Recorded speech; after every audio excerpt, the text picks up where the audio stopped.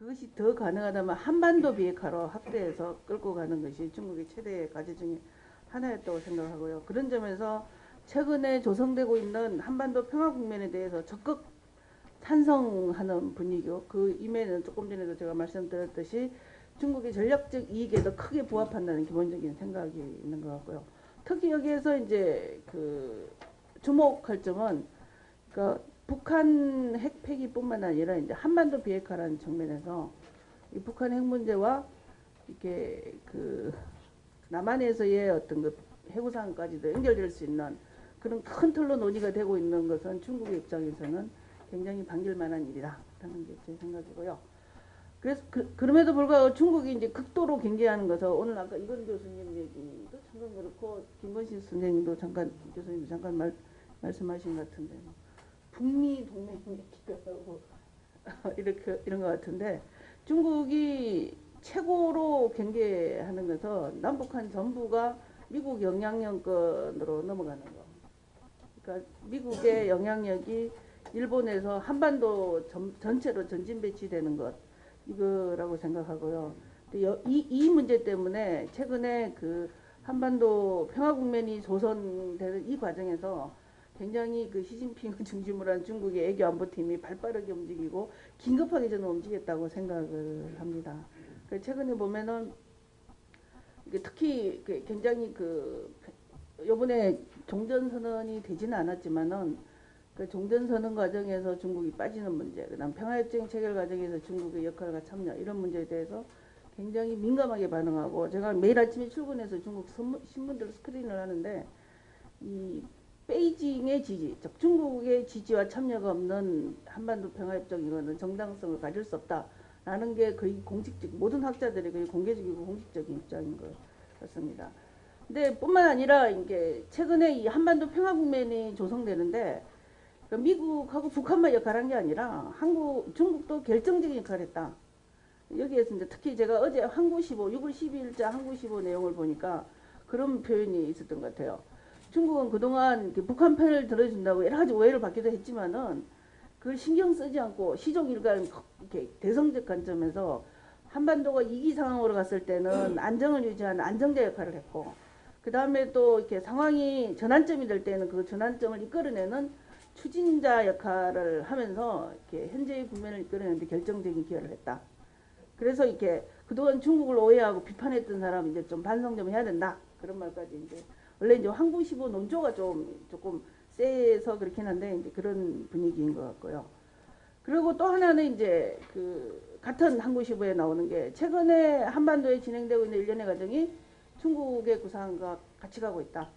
그러니까 중국의 북한 핵 문제 해결의 기본적인 입장은 잘 아시겠지만은 쌍중당과 쌍괴라는 두 개의 그 방식이었는데 쌍중당은 이제 한미연합훈련이 이제 중단하고 그 다음에 이제 북한의 핵 실험과 이제 핵과 미사일 실험을 중단하는 이 두 개가 이제 현실화된 걸로 이제 보는 것 같고요. 이제 조만간 이제 중단 발표가 있을 것 같으니까 군사훈련 본 것 같고 그 다음에 이제 앞으로 남은 게 한반도 비핵화 문제와 한반도 영구 평화체제 문제가 이제 쌍배 형태로 진행이 될 것이고 근데 그 과정에서 중국은 이제 핵심 당사자로서 이제 적극적으로 참여해야 되고 중국이 빠진 뭐 과정은 인정할 수 없다 이런 분위기의 얘기들이 나오고 있는 것 같아요.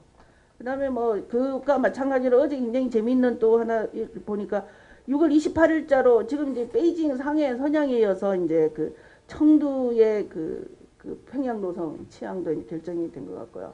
그다음에 이제 잘 아시겠지만 이번에 그 싱가포르 방문 과정에서 그 리크치앙 전세기로 알고 있는데 저도 굉장히 그 중국과 그 북한식 사고를 북한이 이제 서로 그 양국의 서로의 어떤 그 이해관계를 그 생각을 표현해 주고 싶은 굉장히 상징적 사건이 그 사건이 아닌가. 북한도 이렇게 어쨌든 일국의 주권국가의 그 지도자인데 이렇게 다른 나라의 그 항공사를 타고 가는 것도 이상하고 중국은 또 어쨌든 중국으로서는 그걸 내주는 게 오히려 저는 오히려 적극적으로 고마워할 만한 그런 액션이었다는 생각이 들고요. 그런 것들은 결국은 중국이 이 현재 진행되고 있는 이 국면에서 어떤 의도를 가지고 있는가를 보여주는 저는 굉장히 중요한 상징적 사건이었다 그런 생각을 하고요. 이런 이제 출발해서 저는 어쨌든 저는 중국의 역할을 아까 박병강 그 선생님도 발표 과정에서 무시할 수 없고 적극적으로 역할을 하도록 견인해야 된다 이런 말씀을 하는데 저도 거기에 대해서는 동의를 하고요. 그러면 어떤 식으로 어떻게 참여시킬 것인가의 문제를 고민할 때가 됐다라는 생각이 제 생각입니다. 그 얘기를 하기 전에 그러면은 왜 중국을 참여시키는 것이 불가피한가를 저는 조금 자세하게 좀 살펴보고 싶어요. 우선 첫째는 아까 박병강 선생님도 얘기를 했는데 그 중국이 배제되거나 아니면은 덜 중요하다고 생각하게 될 때 저는 이 평화국민 전체를 흐트러뜨리는 액션을 얼마든지 취할 수 있는 게 중국이라고 생각을 합니다. 그러니까 제재의 어떤 그 제재를 유지하면서 이 평화국민을 끌어가려고 할 때 저는 중국이 나서서 앞서서 그걸 흐트러뜨릴 가능성도 있고요.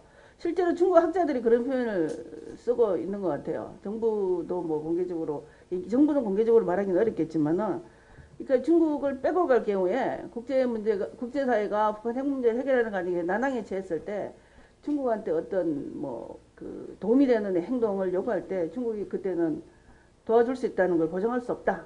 그래 너가 그 정신 똑바로 차리고 중국을 뺄 생각하지 마라 이런 얘기를 공개적으로 하는 것 같고요.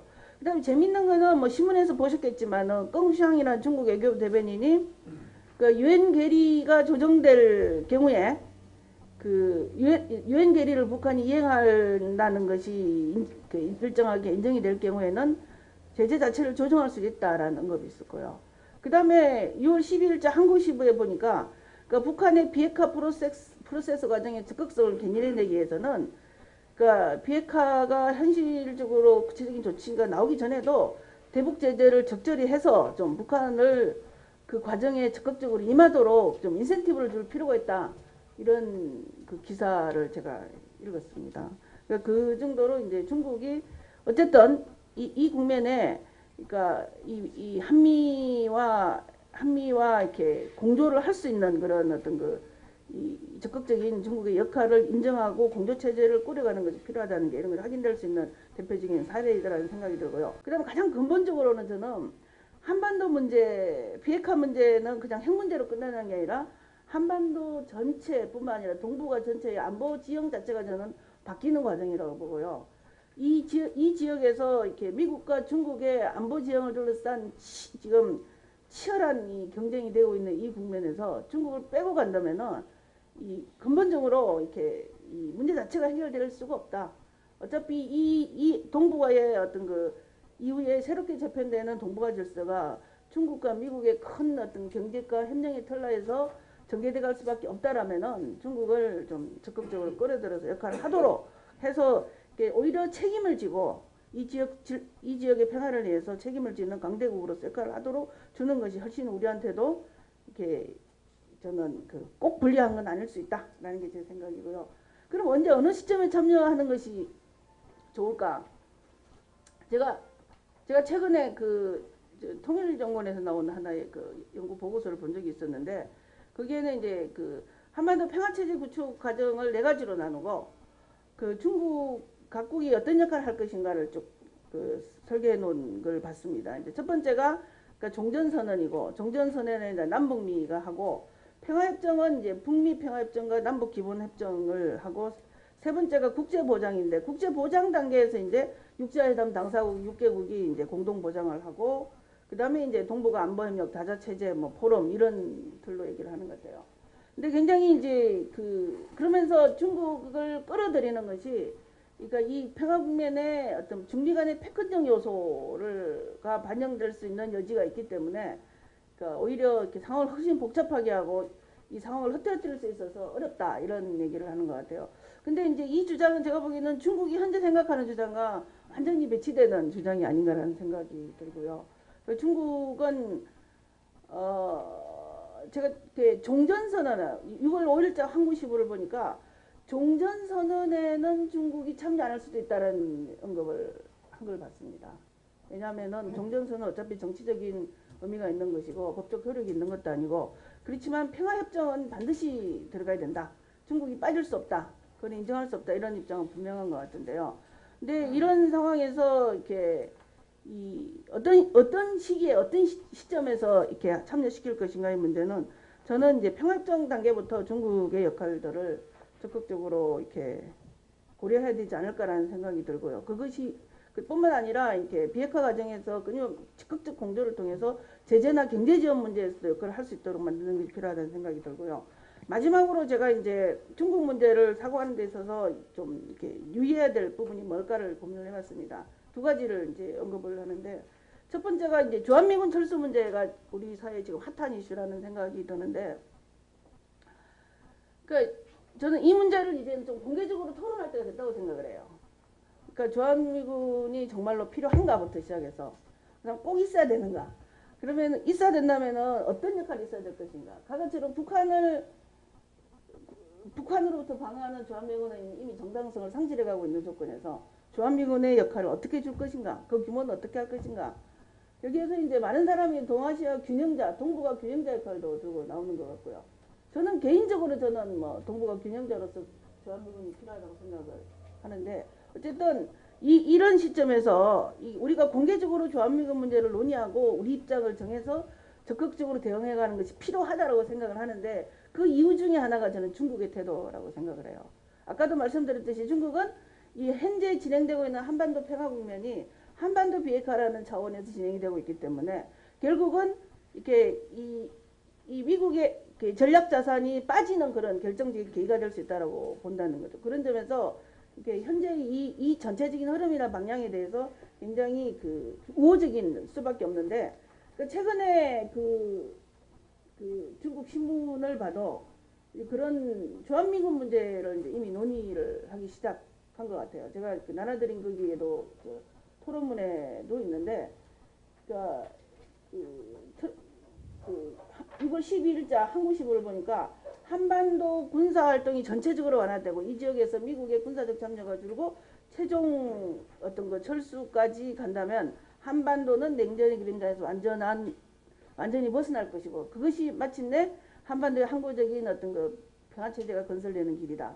우리가 생각하는 평화체제에서 주한미군의 역할, 한국 내에서 저는 합의가 안 됐다는 생각이 드는데, 중국은 주한미군이 빠졌을 때 궁극적으로 평화체제 건설이라는 사고를 하고 있는 것 같아요. 그런 점에서 저희가 이런 이 문제를 저는 이념이나 뭐 이런 거에서 누구 편이냐 뭐 이런 문제를 떠나서 국익의 관점에서 새롭게 재편되고 있는 이 시점에서 주한미군 문제를 어떻게 볼 것인가를 결정을 우리 내부의 컨센서스를 형성하고, 그걸 통해서 중국과의 관계도 저는 만약에 우리가 주한미군의 존재가 필요하다고 생각한다면 저는 균형자 역할로서 주한미군을 한반도에 주둔시킨다고 얘기할 때 저는 중국이 과거에 북한 방어 논리보다 더 강력하게 반대할 수 있다는 생각이 들거든요. 어쨌든 우리가 중국을 대응할 수 있는 치밀한 논리를 개발할 때가 왔다라는 생각이고요. 그 다음에 마지막으로는 어쨌든 이 현재의 비핵화 국면이 이렇게 북중이나 한미 간 대립 구도로 가지 않도록 하는 그런 점에서 이렇게 저는 중국에게 더 적극적인 역할을 주고 이렇게 공조를 취하는 그런 노력들, 우리 정부가 이렇게 미국과 이 북한과의 관계를 잘 풀어가는 것, 물론 출발점이 중요하지만은 끊임없이 중국과도 정보를 공유하면서 같이 이 큰 흐름에 중국도 같이 참여하고 있고 책임을 지고 있다라는 인식을 심어주는 것이 필요하다는 게 제 생각입니다. 이상입니다.